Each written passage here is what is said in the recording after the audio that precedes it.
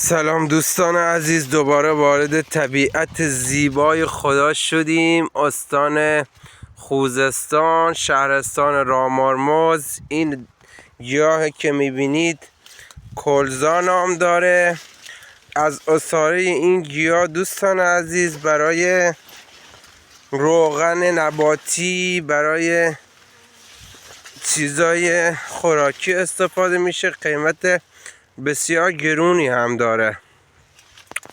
امیدوارم که از این طبیعت زیبای خدا لذت برده باشید. دوستان عزیز، من به طبیعت خیلی علاقه خاصی دارم، چه به مخلوقات طبیعت، چه به موجودات، چه به حیوانات و چه به این گیاهانی که در این کره زمین به زیبایی میان بالا و دارن روی این کره قشنگ زمین زندگی میکنن.